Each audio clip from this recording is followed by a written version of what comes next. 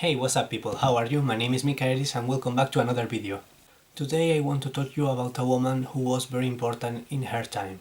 A woman who claimed the title that was hers by birth, but she had to give it up in order to hand the claim into the next generation. A woman forgotten by many.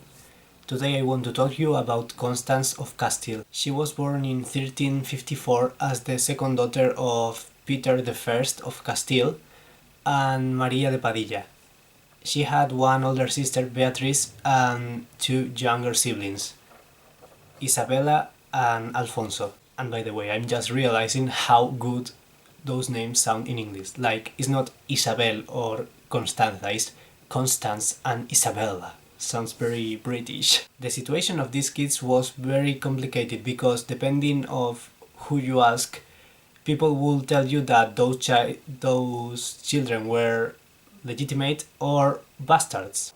King Peter, their father, married Maria, but he had to repudiate her because he was forced to marry Blanche of Bourbon. However, neither Peter or Blanche were happy with this marriage, and after some time Peter ignored this marriage and ended up marrying another woman called Juana de Castro, a widow from Galicia, and together they had one child called John. And by the way, at this point Peter already had several children with different women because, well, Peter was like that. The church wasn't very happy about all the situation with King Peter and his three queens, but the first one, Maria, asked permission to the Pope to create a convent and become a nun.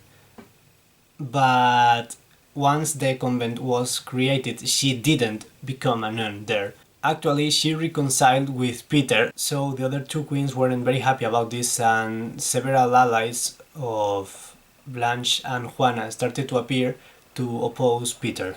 After some difficult time, King Peter declared in 1362 that only his first marriage with Maria de Padilla was valid, so Constance, who was 8 years old by that time, became officially Infanta of Castile, and her brother Alfonso became the heir of Castile. By the way, Infanta and Infante are the Spanish terms for princess and prince. Sadly, he died that same year, and since Beatriz, the eldest sister, was a nun, Constance suddenly became the next in the line of succession to the throne. But the biggest problem for her family was arriving. Peter wasn't very loved. I mean, he had the nickname of the Cruel for some people, well, although he also had the Just as another nickname, so he was a complicated guy. The thing is that he had a lot of bastard siblings, although by that time he already take care of some of them, if you know what I mean. And one of them, Henry of Trastamara, with the support of some French mercenaries, nobles, and the King of Aragon, rebelled against Peter to take away his throne. In 1369 he managed to kill Peter in a struggle in his tent, and he became King of Castile as Henry II.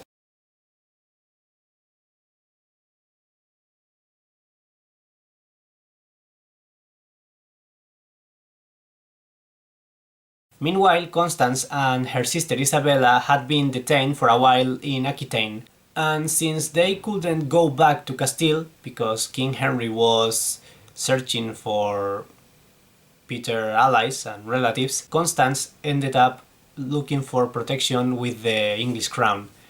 She married John of Gaunt, who was the third son of Edward III, yeah, sounds funny, and who was Duke of Lancaster. Her sister Isabella became also her sister-in-law when she married the younger brother of John of Gaunt, Edmund, who was by that time Earl of Cambridge, and in the future he would become the Duke of York.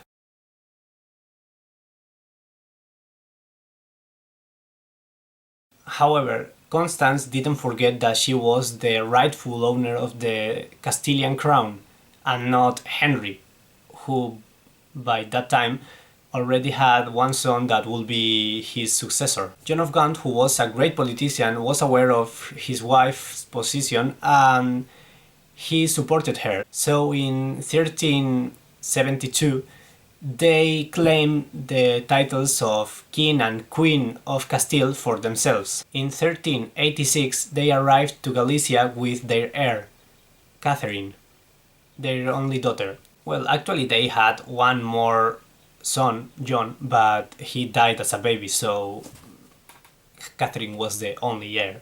They had the support of some nobles of the region and Portugal, because England and Portugal had an alliance by that time. Also, Portugal had its own conflict about the crown, and Constance's stepdaughter, Philippa, ended up marrying the next king of Portugal. After some confrontations between Constance's side and John I of Castile's side, that was the son of Henry II, the Trastamara king took advantage and Constance realized it. But she wasn't willing to give up so easily, and if she couldn't be queen, at least she would make sure that her lineage would be in the throne. Constance negotiated with John of Castile, and both of them agreed about the marriage of Catherine, Constance's daughter, and Henry, John's son. This way, Constance's daughter will become queen and the Trastamara family will become legitimate with Catherine and Henry's offspring. Constance and John of Gaunt received compensations and manors in exchange for giving up their claims to the throne. Catherine and Henry got married and both of them received the title of Princess of Asturias. That was a title created specifically for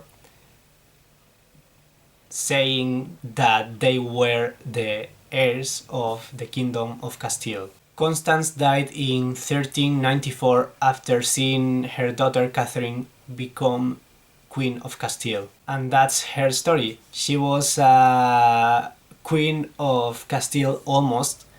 She was the rightful heir of the throne of Castile, but she couldn't be the actual queen.